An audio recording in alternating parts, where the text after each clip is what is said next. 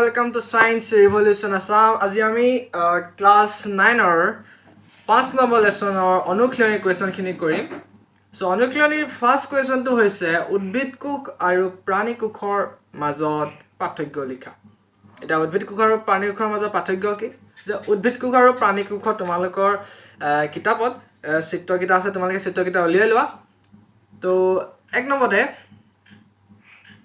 উদ্ভিদ কোষত কি হয়? কোষবেৰ পোৱা যায়। এটা উদ্ভিদ কোষত কোষবেৰ পোৱা যায়।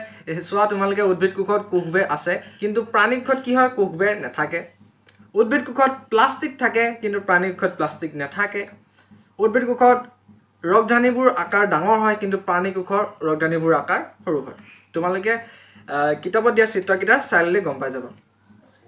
সো 2 নম্বৰ কোৱেশ্চনটো হৈছে কি ক্ষেত্ৰত প্ৰকোষকেন্দ্ৰীয় কোষবিলাক সংকোষকেন্দ্ৰীয় কোষতকৈ পৃথক উল্লেখ কৰা। সো এই কোৱেশ্চনটো এতিয়া মই ডিসকাস নকৰো, কাৰণ এইটো কোৱেশ্চন মই আগৰ ভিডিওটো ডিসকাস কৰি আহিছো। এই কোৱেশ্চনটো এই লেসনটোৰ যেতিয়া আমি প্ৰশ্নাৱলী কোৱেশ্চনখিনি কৰিছিলো, সেই কোৱেশ্চনখিনিৰ লগত মই এই কোৱেশ্চনটো ডিসকাস কৰি থোৱা আছে। প্ৰশ্নাৱলী 3 নম্বৰ প্ৰশ্নাৱলীৰ প্ৰথম কোৱেশ্চনটো হৈছে এইটো, আৰু এই কোৱেশ্চনটোৰ লিংকটো মই ডেসক্ৰিপচন বক্সত দি দিম। এই ভিডিওটোৰ প্ৰশ্নাৱলীৰ যোনখিনি এই লেসনটোৰ প্ৰশ্নাৱলীৰ যোনখিনি কোৱেশ্চনৰ উত্তৰখিনি ডেসক্ৰিপচন বক্সত নহলে কমেন্ট বক্সত দি দিম, তোমালোকে লিংকত গৈ চাই ল'বা। সো নেক্সট কোৱেশ্চনটো হৈছে ইয়াৰ পিছৰ কোৱেশ্চনটো যে কোষৰ কোষাবৰণ ফাটি গলে কি হ'ব? এতিয়া কি হ'ব? যে কোষৰ কোষাবৰণখন ফাটি গলে কি হ'ব? যে কোষাবৰণৰ কাম কি আছিল আমাৰ? কিছুমান দ্ৰব্য কোষাবৰণখনে কোষৰ ভিতৰলৈ সোমাই যোৱাত আৰু বাহিৰলৈ যোৱাত সহায় কৰিছিলে, আৰু আনকি কিছুমান পদাৰ্থ কোষৰ ভিতৰলৈ প্ৰৱেশত কোষাবৰণখনে বাধা দিছিলে। এতিয়া যদি কোষাবৰণখন ফাটি যায়, তেতিয়াহ'লে যোনখিনি পদাৰ্থ ভিতৰলৈ আহিবলৈ নিদিছিলে কোষাবৰণখনে, সেইখিনি ভিতৰলৈ আহি যাব, আৰু যদি ভিতৰলৈ আহি যাব তেতিয়াহ'লে কোষটোৰ মৃত্যু হ'ব পাৰে। সো সেইটো কাৰণে কোষাবৰণখন ফাটি গ'লে কোষটোৰ মৃত্যু হ'ব পাৰে। দেন 5 নম্বৰ কোৱেশ্চনটো হৈছে যে কোনটো কোষ অংগাণু কোষ শক্তিৰ ভঁৰাল বুলি আখ্যা দিয়া হয় আৰু কিয়? যে মাইটকণ্ড্ৰিয়া কোষৰ শক্তিৰ ভঁৰাল বুলি আখ্যা দিয়া হয়। এতিয়া কিয় ভঁৰাল বুলি আখ্যা দিয়া হয় মাইটকণ্ড্ৰিয়াক? কাৰণ আমাৰ জীৱ জীয়াই থাকিবলৈ আমাৰ মানুহৰ দেহত বিভিন্ন ধৰণৰ ৰাসায়নিক বিক্ৰিয়া হয়, আৰু সেই ৰাসায়নিক বিক্ৰিয়াবোৰ হ'বলৈ কিছুমান শক্তি শক্তি কি হৈছিলে? এটিপিত থাকে। সেই শক্তিখিনি এটিপিত থাকে, এটিপি আকাৰত থাকে, আৰু সেই এটিপিটো কোনে প্ৰডিউচ কৰে? মাইটকণ্ড্ৰিয়াই।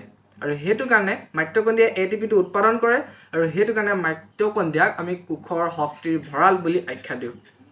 সো এতিয়া আমি কোৱেশ্চনটো ভালছে পঢ়িম। এনসাৰটো যে জীৱৰ জীৱন নিৰ্বাহ সংগঠিত হোৱাৰ বিভিন্ন ৰাসায়নিক বিক্ৰিয়াৰ বাবে প্ৰয়োজনীয় শক্তি নিহিত হৈ থাকে এটিপিত। সো এটিপিত মানে জীৱন নিৰ্বাহ কৰিবৰ কাৰণে কি হয়? বিভিন্ন ধৰণৰ ৰাসায়নিক বিক্ৰিয়া হয়, আৰু সেই ৰাসায়নিক বিক্ৰিয়াসমূহ হ'বলৈ বিভিন্ন ধৰণৰ শক্তিৰ প্ৰয়োজন, আৰু সেই শক্তিখিনি ক'ত থাকে? এটিপিত থাকে, আৰু সেই এটিপি অণুবিলাক কোনে উৎপাদন কৰে? মাইটকণ্ড্ৰিয়াই, আৰু সেইটো কাৰণে মাইটকণ্ড্ৰিয়া কি বুলি কোৱা হয়? কোষৰ শক্তিৰ ভঁৰাল বুলি কোৱা হয়।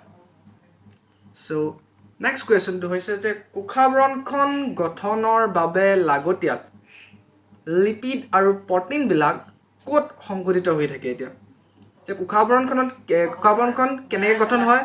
যে লিপিড আৰু প্ৰটিনবিলাক মিলি পিনি কি হয়? কোষাবৰণখন গঠিত হয়। এতিয়া সেই লিপিডসমূহ ক'ত থাকে? লিপিড ক'ত থাকে সুধিছে, আৰু প্ৰটিনবিলাক ক'ত সংঘটিত হৈ থাকে সুধিছে। উত্তৰ লিখিছোঁ চোৱা, লিপিডসমূহ আন্তঃপৰশীয় জালিকাত। এক ছেকেণ্ড মই দেখুৱাই দিছোঁ এইটো, যে লিপিডসমূহ আন্তঃপৰশীয় জালিকাত থাকে, আৰু প্ৰটিনবোৰ ক'ত থাকে? ৰাইজমত। মনত থাকিব, লিপিড আন্তঃপৰশীয় জালিকাত থাকে, আৰু তোমাৰ প্ৰটিনবোৰ ৰাইজমত থাকে। সো এমিবাই কিদৰে আহাৰ গ্ৰহণ কৰে? সো এমিবা ক'ত থাকে? কোষৰ ভিতৰত থাকে। যে কোষাবৰণখন কোষ এটা কিহে আবৃত হৈ থাকে? কোষাবৰণখন। আৰু কোষাবৰণখন নমনীয় গুণবিশিষ্ট হোৱাৰ বাবে কি কৰে? কোষে মানে এমিবাই বৰ্হি পৰিৱেশৰ পৰা, এইটো কোষে নহয়, তো এমিবাই বুলি লিখি ল'বা কোষৰ ঠাইত। এইটো এক ছেকেণ্ড মোৰ মিষ্টেক হৈ গ'ল। এইটো কোষে নহয়, এমিবা বুলি লিখি ল'বা দেই, এমিবা। অ'কে, এমিবাই বৰ্হি পৰিৱেশৰ পৰা খাদ্য আৰু অন্য বস্তু আহাৰ গ্ৰহণ কৰিব পাৰি, আৰু এই প্ৰক্ৰিয়াটো কি বুলি কোৱা হয়? আন্তঃকোষীয় ভক্ষণ বুলি কোৱা হয়, আৰু এমিবাই এই প্ৰক্ৰিয়াৰে খাদ্য গ্ৰহণ কৰে।